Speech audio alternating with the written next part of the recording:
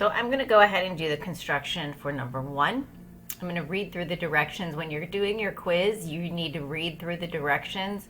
It might have you stop from one step and then what is the next step. So place a pointed end of the compass on point A and strike arcs intersecting the line to the left and right of point A. The distances from point A to each of the arcs should be the same. So I'm constructing a perpendicular through point A. So I'm going to kind of reproduce what is right here. And right here we have a line. And I'm going to undo that. I'm going to make it a little thicker so we can see it. So I have a line. I'm going to have point A in the middle. I'm going to go ahead and make it red. And I'm just going to put a point here, point A. Then I'm going to get it tells me to place the pointed end of my compass on A. So I have my pointed end of the compass. I'm going to grab it and put it on point A. I'll go ahead and change the color to make it interesting. I'm going to lock this distance. So it's telling me to put these arcs on either side. So I'm going to go ahead and grab this part and make an arc here. And then I'm going to move this around and put an arc here. So I have right here, it tells me to make these arcs. They are the same distance from here to here. It is the same distance from here to here. So that's step 1. The next step, place the pointed end of the compass at point B. So we've labeled this one point B where they intersect, and I will go ahead and label this B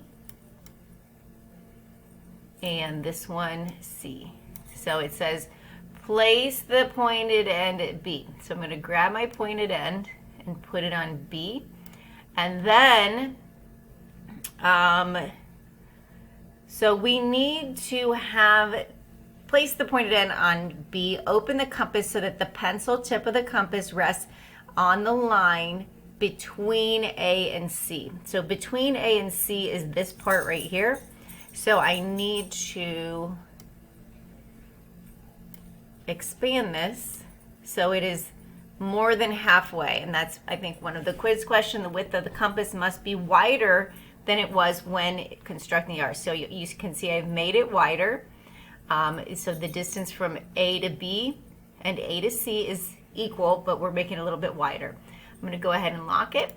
So again, this is in bold. The width of the compass must be wider than it was when constructing the 2 arcs.